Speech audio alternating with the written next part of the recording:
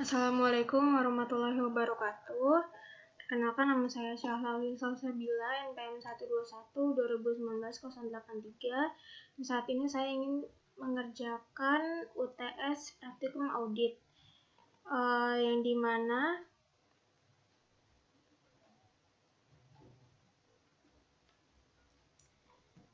mahasiswa diminta untuk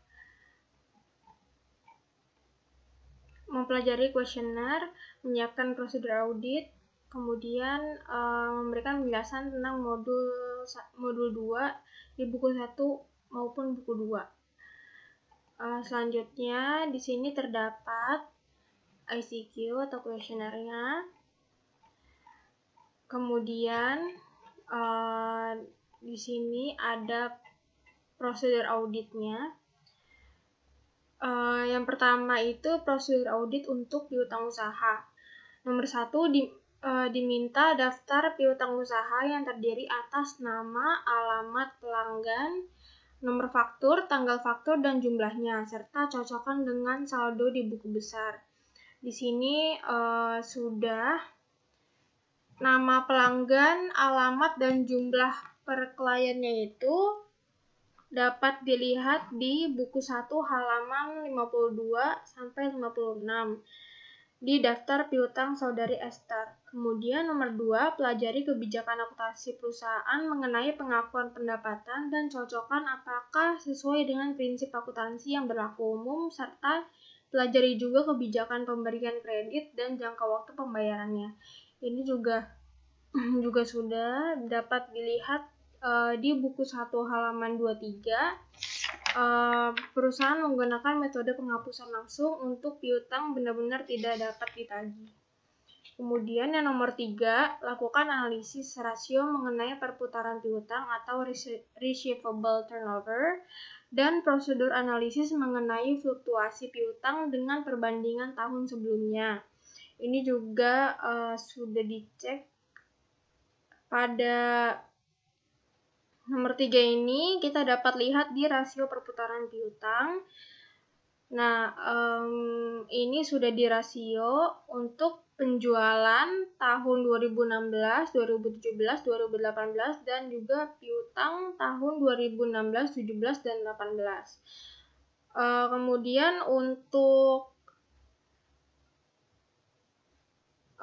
ini terdapat jumlah penjualan tahun 2016 5.822.664.000 dapat dilihat di buku 1 halaman 222, dan yang lain juga dapat dilihat di buku 1 halaman 222. Kemudian untuk perhitungan receivable turnover tahun 2017 itu rumusnya penjualan dibagi rata-rata piutang. Nah, penjualannya itu pada tahun 2007 di sini yaitu senilai 30.621.587.850. Kemudian dibagi dengan rata-rata piutang sejumlah 4.654.811.954. Nah, itu menghasilkan 6,58. Nah, rata-rata piutang itu dari piutang usaha tahun 2016 ini, kemudian ditambah piutang usaha tahun 2017. Ditambah kemudian dibagi 2 menghasilkan ini, 4.600. Kemudian untuk receivable turnover tahun 2018, rumusnya penjualan dibagi rata-rata piutang. Nah, penjualannya itu pada tahun 2018 senilai ini 42.562.087.000. Kemudian dibagi dengan rata-rata piutang, yang dimana berarti perhitungannya itu rata-rata piutang penjualan rata-rata piutang tahun 2017 dan tahun 2018 ditambah dibagi 2 menghasilkan 10.312.997.769. Nah, kalau dihasilkan dibagi hasilnya 4,16. Setelah itu dapat dilihat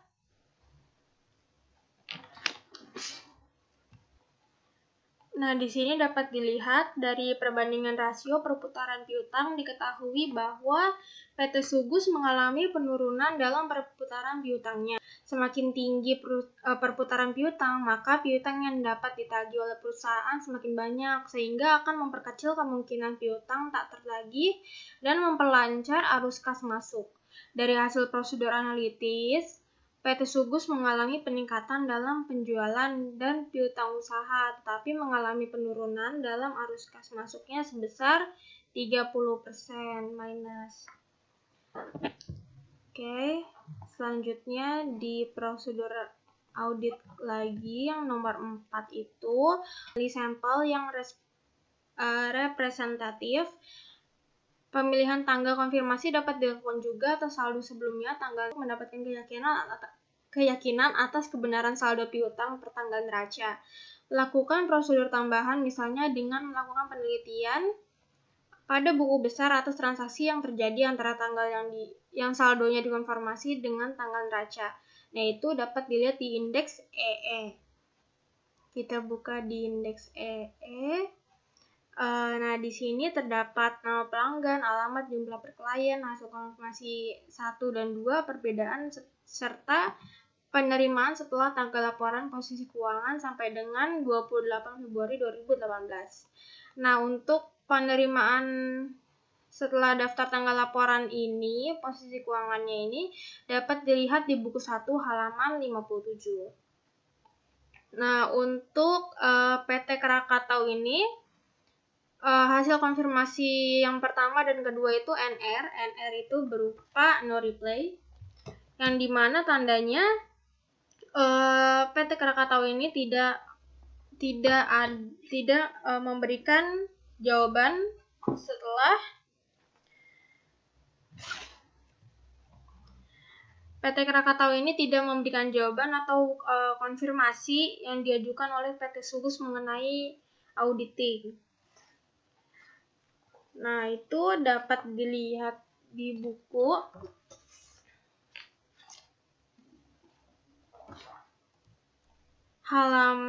di buku 1 halaman 56. Di situ terdapat keterangan bahwa PT Krakatau tidak menjawab konfirmasi 1 dan 2 juga tidak dibalas. Kemudian untuk yang kedua itu PT Merdeka. Nah, Merdeka ini hasil konfirmasi yang pertamanya itu RD, yaitu RD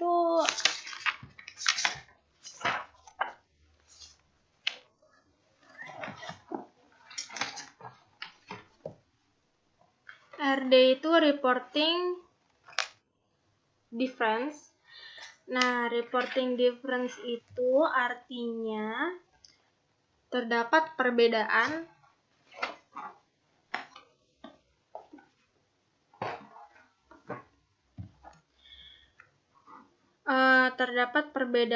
yang telah dilaporkan, yaitu PT Merdeka kurang dari 10 juta. Dapat dilihat di buku 1 halaman 56. PT Merdeka menjawab pada tanggal 1 Januari 2019 sebesar Rp99.960.000 dan selisih karena giro yang diterima perusahaan sebagai pelunasan piutang jatuh tempo tanggal 3 Januari 2019 telah dianggap lunas oleh PT Merdeka. Nah, makanya di perbedaan satu ini dituliskan minus 10 juta. Selanjutnya, untuk PT Orientasi, itu juga NR, no reply. PT Lestari dan PT Nuansa serta PT Nuansa itu juga no reply untuk konfirmasi 1 dan 2-nya. Kemudian di PT Pelita ini, dia konfirmasi 1 no reply dan yang kedua itu CB. CB itu merupakan confirming balancing yang tandanya itu sudah sesuai ya dengan aturan. Kemudian untuk PT Queni ini juga no reply dan PT Sejahtera itu RD. Terdapat perbedaan kembali. PT Sejahtera ini untuk di buku 1 halaman 56 itu keterangannya PT Sejahtera menjawab tidak setuju pada tanggal 21 Januari 2019 sebesar 85.871.500 karena adanya penjualan pada tanggal 28 Desember 2018 sebesar 22 juta. Batal dikirim ke gudang langganan sebab gudang tersebut tutup. Sebab telah tutup dan barang tersebut dikirim kembali tanggal 3 Januari.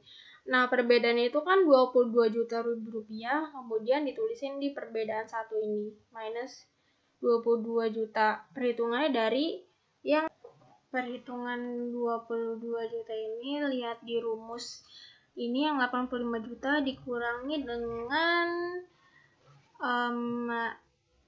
ini ya. Dengan 107.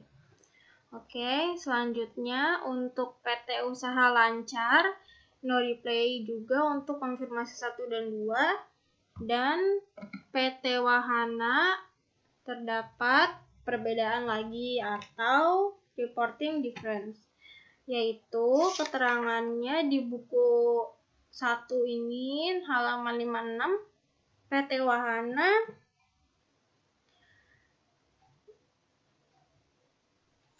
menjawab pada tanggal 19 Januari 2019 sebesar 150 juta dengan jawaban tidak setuju karena adanya pelunasan piutang dengan giro bank jatuh tempo 27 Desember dan kemudian dikeluarkan oleh kasir sebesar 1.500.000. Di sini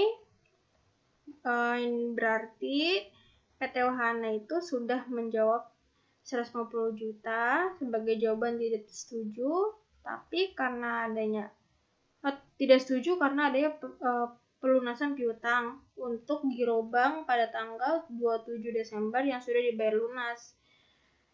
Namun setelah diselidiki, giro tersebut belum dikeliringkan oleh kasir sebesar 1.500.000.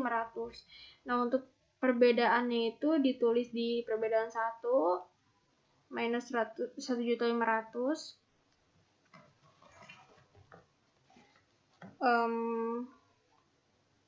Kemudian untuk PT Rimba itu juga reporting difference. Keterangannya itu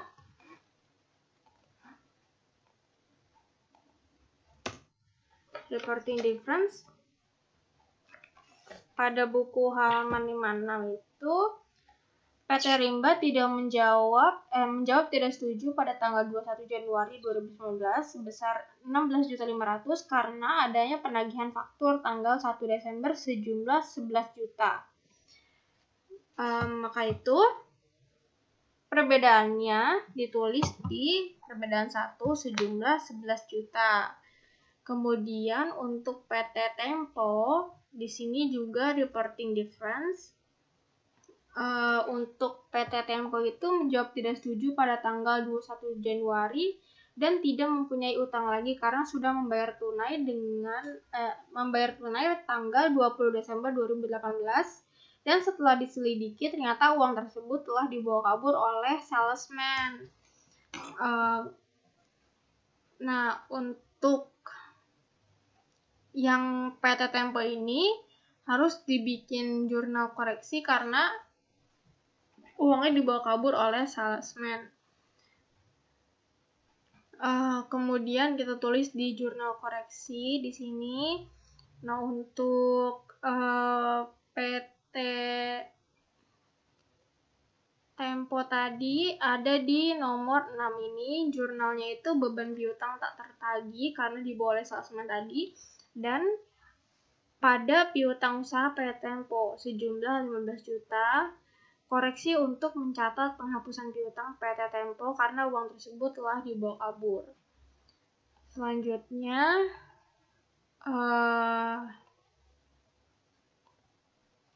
untuk Selanjutnya yang PT Zebra Pratama ini, dia reporting difference juga, karena keterangannya pada PT Zebra Pratama menjawab pada tanggal 24 Januari 2019 sebesar 70 juta dengan jawaban tidak setuju karena adanya kesalahan catat pada tanggal 27 Desember 2018 yang seharusnya pelunasan PT Lestari.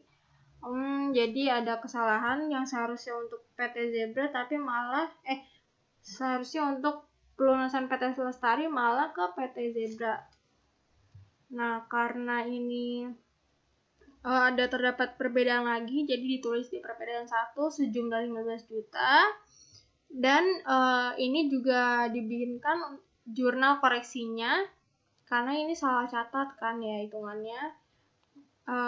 Nah, untuk PT Zebra Pratama itu tadi dapat dilihat di nomor 4, yaitu piutang usaha PT Zebra Pratama di debit pada piutang usaha PT Lestari di kredit karena salah catat itu sejumlah 15 juta. Koreksi karena terjadi kesalahan pencatatan penerimaan kas atau pelunasan dari PT Lestari yang salah dilakukan oleh PT Sugus kepada PT Zebra. Selanjutnya PT Zeira ini juga reporting difference dikarenakan PT Zeira itu menjawab pada tanggal 18 Januari 2019 sebesar 158.600.000 dengan jawaban tidak setuju karena adanya pelunasan piutang dengan Biro jatuh tempo tanggal 28 Desember yang sudah dibayar lunas setelah diselidiki giro tersebut belum dikliringkan oleh kasir sebesar Rp400.000. Nah, untuk PT Zeira ini berarti perbedaannya itu 400.000 dituliskan di perbedaan 1. Kemudian untuk yang CB itu, tadi CB itu kan complete balance, isn't it? Iya, confirming balance. Nah, confirming balance itu tandanya sudah lengkap dan tidak ada perbedaan lagi. Oke, lanjut ke prosedur audit yang selanjutnya yaitu nomor 5. Nomor 5 itu tindak lanjuti setiap jawaban konfirmasi dan apabila terdapat selisih diminta atau teliti keterangan dari klien. Nah, itu sudah di indeks EE yang tadi sudah saya jelaskan. Nah, itu sudah dikonfirmasi juga di jurnal sudah dikoreksi juga di jurnal koreksi ini. Nah, di nomor 2 ini terdapat piutang usaha PT Usaha Lancar di debit dan penjualan serta PPN keluaran di kredit sejumlah 198 juta itu dari 220 dikurang 22 juta. Itu dapat dilihat di halaman 56 buku 1. Untuk PT Usaha Lancar ini kan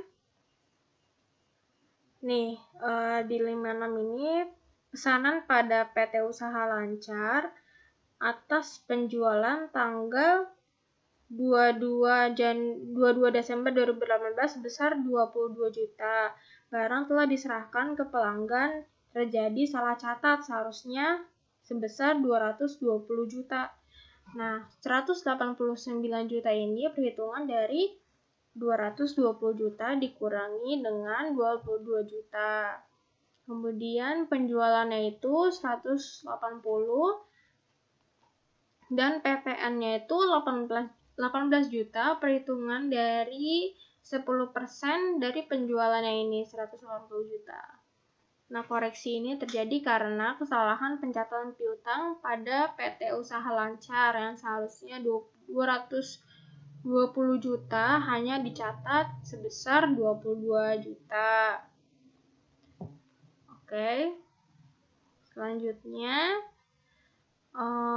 pada prosedur audit yang ke-6 itu adalah bila konfirmasi yang dikirim tidak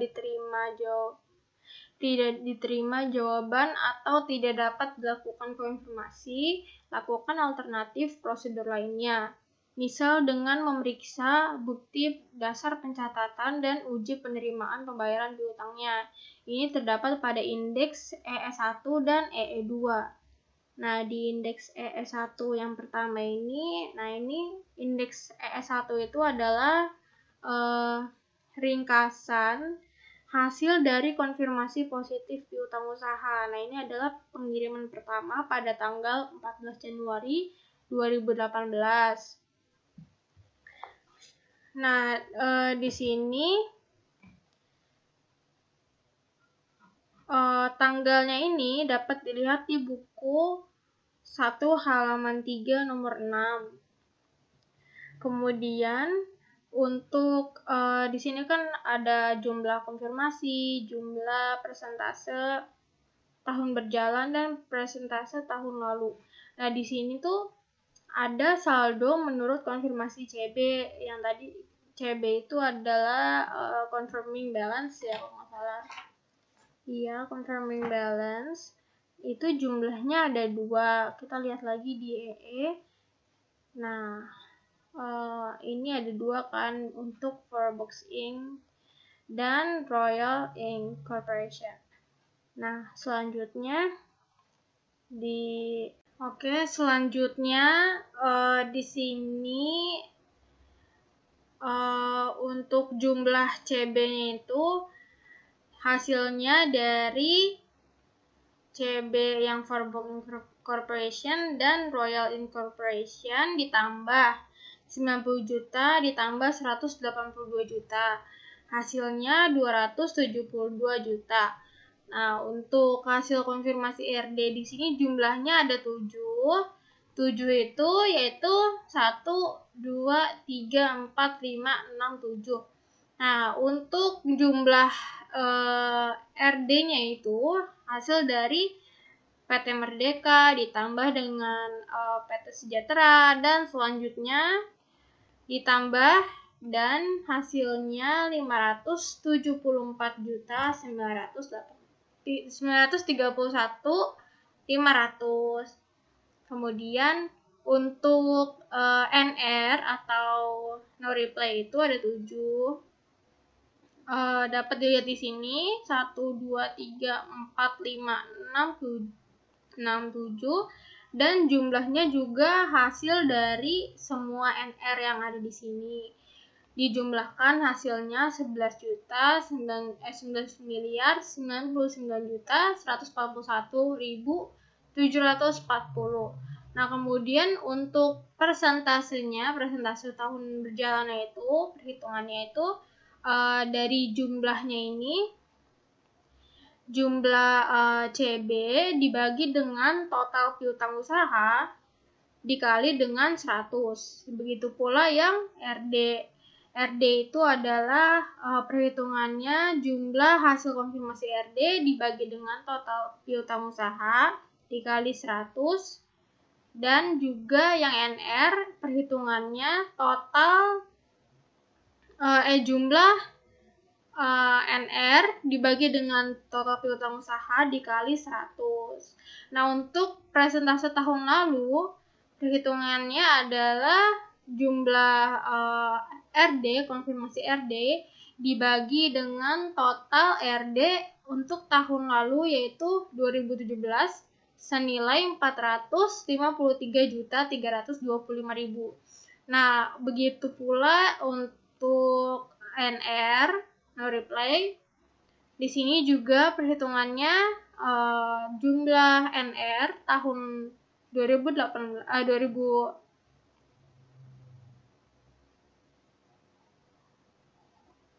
total NR yang ini sejumlah 11 miliar itu dibagi dengan total RD tahun lalu 2017 yaitu 7 miliar, menghasilkan 141% dan yang CB tadi, ERD tadi itu adalah 126,83%. Selanjutnya kita lihat di prosedur audit yang lain. Nomor 7 itu lakukan subsequent receipt test terhadap pembayaran piutang setelah tanggal neraca atau laporan posisi keuangan. Itu ada di indeks EE. Itu tadi juga sudah saya jelaskan. Selanjutnya untuk nomor 8, perhatikan retur penjualan yang besar sesudah tanggal neraca atau laporan posisi keuangan, itu tidak ada. Kemudian nomor 9, uji pisah batas penjualan atau sales cut off dengan memeriksa faktur penjualan beberapa hari sesudah dan sebelum tanggal neraca atau laporan posisi keuangan. Itu ada di indeks PL1. Nah, di indeks PL1.1 ini terdapat surat jalan, faktur penjualan, nama pelanggan, jumlah, dan tanggal pencatatan. Nah, ini tuh datanya dapat dilihat di dokumen-dokumen halaman 62 sampai 76 dan dapat dilihat lagi lebih lengkapnya di buku 1 halaman 57 terkait uji pisah batas transaksi penjualan. Nah, di sini tanggal surat jalan dan faktur penjualannya itu harus sama. Lanjut. Prosedur audit untuk untuk nomor 9 ini nomor 10, teliti perjanjian-perjanjian yang berkaitan dengan penjaminan piutang usaha, misalnya kredit bank dan anjak piutang, serta sajikan informasi yang memadai mengenai hal tersebut pada laporan keuangan. Nah, itu tidak ada. Dan 11 juga tidak ada verifikasi apakah pencadangan piutang tak tertagih sudah cukup memadai dan sesuai dengan kebijakan perusahaan. Waspadalah terhadap saldo-saldo lama yang masih terhutang atau outstanding. Nah, untuk 12 ini, bila dalam pemeriksaan ditemukan hal-hal yang perlu diperhatikan dari para partner, ungkapkanlah hal-hal tersebut dalam hal-hal yang perlu diperhatikan para partner atau NAPS. Itu sudah dicek juga, sudah dibuat jurnal koreksinya juga. Di sini terdapat koreksi karena terjadi kesalahan pencatatan, koreksi karena terjadi kesalahan pencatatan piutang pada PT Usaha Lancar yang 220 juta hanya dicatat 22 juta dan yang lainnya. Di sini juga sudah dicatat. Kemudian lanjut untuk 13, buatlah daftar koreksi dan kesimpulan hasil pemeriksaan serta saran-saran untuk pihak manajemen. Nah, ini ada di indeks E dan S1. Nah, di E1 ini terdapat nama pelanggan, per klien, per audit. Nah, untuk jumlah-jumlahnya ini akan dimasukkan ke E. Seperti ini, piutang usaha. Piutang usaha ini kan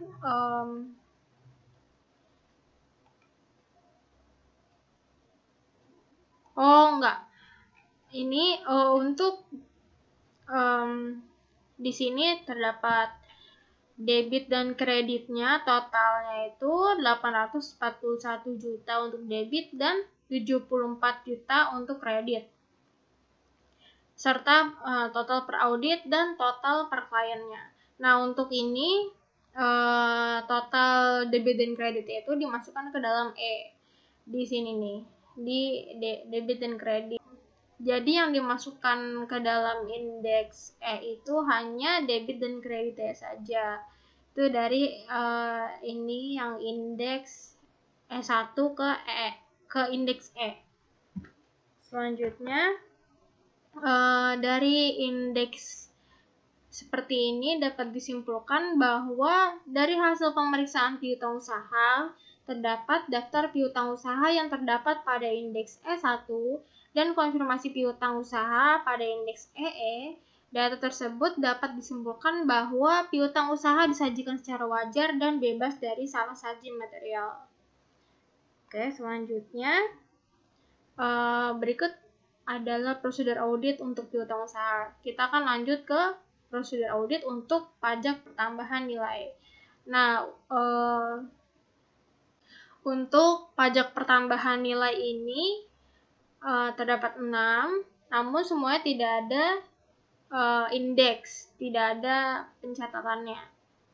Oke, lanjut untuk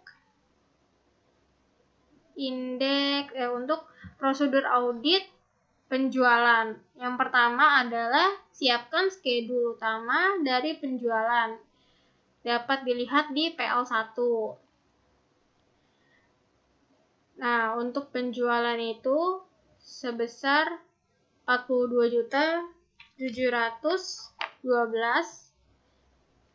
miliar ya. 42.712.087.000 rupiah.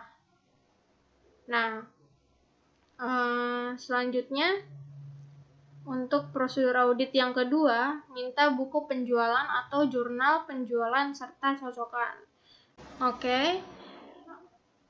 Nah, untuk yang kedua ini dapat dilihat di buku 1 halaman 52 sampai 56. Ada keterangan penjualan dan lihat di dokumen-dokumen faktur juga di buku 1 halaman 65 sampai 67. Dan kemudian nomor 3 itu lakukanlah penelaahan analitis atau analytical review untuk mengetahui sebab-sebab naik turunnya penjualan saham periode berjalan atau fluktuasi penjualan untuk klasifikasi produk yang dijual serta bandingkan dengan hasil tahun sebelumnya. Itu dapat dilihat di indeks ARP 1.3. ARP 1.3 itu di penjualannya sejumlah per auditnya itu 32.621.597.850 dan per kliennya 42.556.834.000 dan di sini terdapat kenaikan 39%. Selanjutnya kita ke prosedur audit lagi. Nomor 4, minta informasi ke pihak manajemen tentang siapa yang berwenang menetapkan harga jual, apa dasarnya, dan apakah klien mempunyai suatu standar harga serta bandingkan kebijakan harga tersebut dengan tahun sebelumnya. Nah, itu nomor 4 ini dapat dilihat di buku 1 halaman 20. Buku 1 halaman 20 itu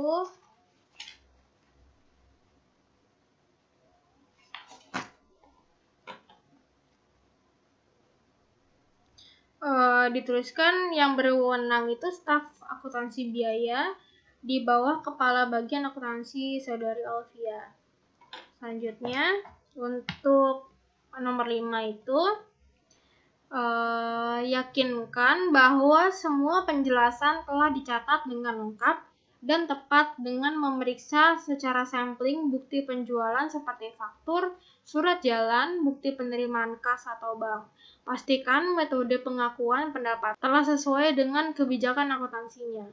Sampling tersebut biasa dilakukan dengan memeriksa beberapa bukti penjualan setiap bulannya atau secara penuh untuk beberapa bulan terutama yang mempunyai tingkat penjualan yang tinggi. Nah, kebijakan akuntansi PT Subuh itu penjualannya menggunakan FOB destination yang artinya penjualan diakui jika barang sudah sampai di pelanggan atau lihat di buku 1 halaman 62 sampai 76. Nah, kalau indeksnya ini adalah indeks TOC1. Di sini, ini terdapat surat jalan, faktur penjualan, nama pelanggan, bukti-bukti pendukungnya. Di sini ada otoritas, voting, serta ada periksa pencatatan ke bukti penjualan, ke kartu piutang, ke buku besar.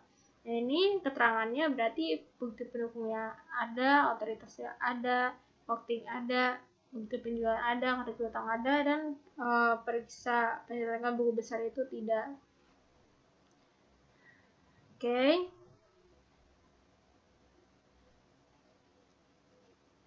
Untuk dokumen-dokumen ini, data ini dapat dilihat di dokumen buku 1 halaman 62-76 ya. Kemudian kita lihat lagi ke prosedur audit. Prosedur audit kita pindah dulu deh ke sini.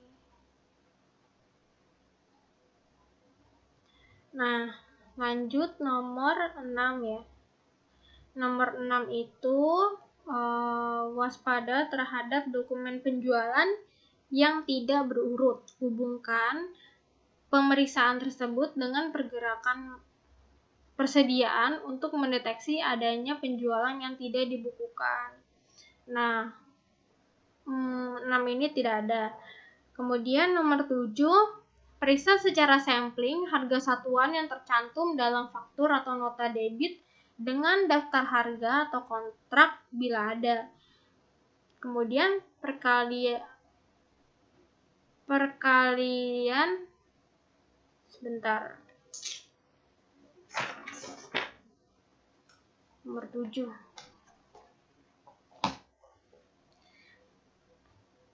Perkalian banyaknya barang dengan harga satuan, penjumlahan dan pengurangan atau potongan, serta persetujuan atas syarat-syarat penjualannya. Nah, ini dapat dilihat juga di TOC1 tadi, di bagian voting. Di sini nih, dimana ada sudah di checklist. Voting itu untuk mengecek apakah jumlah dan datanya benar atau tidak. Kemudian balik lagi nomor 8. Nomor 8 ini waspada terhadap kemungkinan adanya harga transfer atau transfer pricing untuk penjualan ke perusahaan afiliasi. Juga terhadap penjualan yang tidak dipungut PPN. Lakukan rekonsiliasi penjualan menurut buku besar yang dilaporkan menurut SPT masa PPN. Itu juga tidak ada. Nomor 9, selama beberapa hari sebelum dan setelah penutupan tahun, bandingkan buku penjualan dan transfer pembukuannya ke jurnal dan buku besar, serta yakinkan bahwa semua pencatatan telah dilakukan dalam periode yang bersangkutan. Nah, untuk nomor 9 ini, lihat di TOC1 lagi.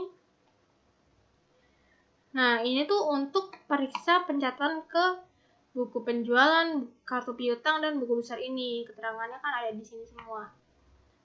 Lalu lanjut untuk nomor 10 dan 11 itu tidak ada.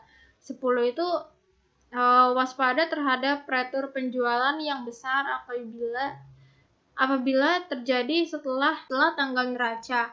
Adakan pengujian untuk pendekatan akun persediaan, piutang usaha, serta penerimaan kas atau bank sehubungan dengan retur penjualan tersebut.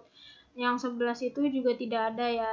Di sini periksa kecermatan pembukuan hasil penjualan cicilan, konsinyasi, penjualan sewa beli, pemborongan dengan jangka pembayaran atau penyerahan lebih dari 1 tahun. Cocokkan dengan kontrak penjualan yang telah dibuat dan bandingkan realisasi dengan kontrak tersebut. Nah, lanjut ke nomor 12. Pastikan bahwa semua hal-hal yang perlu diungkapkan dalam laporan keuangan telah diperoleh informasi secukupnya pada saat kerja lapangan atau field work. Nah, ini ada di PL1.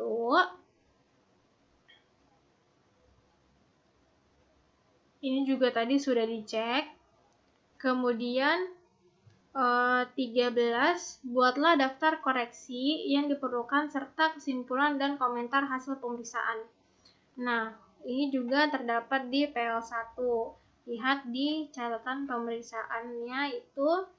Nah, di sini catatan pemeriksaannya setelah melakukan pemeriksaan terhadap daftar piutang usaha yang sudah disesuaikan dengan buku besar serta dokumen-dokumen pendukung, kami menemukan temuan, yaitu yang pertama, terjadi kesalahan pencatatan atau tercatat 2 kali untuk piutang usaha PT Krakatau sebesar 11 juta. Nah, kita tulis jurnalnya penjualan pada debit sejumlah 10 juta dan PPN keluaran 10% dari penjualan di debit dan piutang usaha PT Krakatau di kredit sejumlah 11 juta. Yang kedua, penghapusan piutang PT Orientasi dikarenakan penjualan paylit sebesar 11 juta. Jurnalnya beban piutang tak tertagih di debit 11 juta dan piutang usaha PT Orientasi di kredit 11 juta. Kemudian terjadi kesalahan pencatatan penerimaan kas atau pelunasan dari PT Lestari yang salah dibukukan oleh PT Sugus kepada PT Zebra Pratama sejumlah 15 juta. Nah, ini jurnalnya piutang usaha PT Zebra Pratama di debit sejumlah 15 juta dan piutang usaha PT Lestari di kredit sejumlah 15 juta.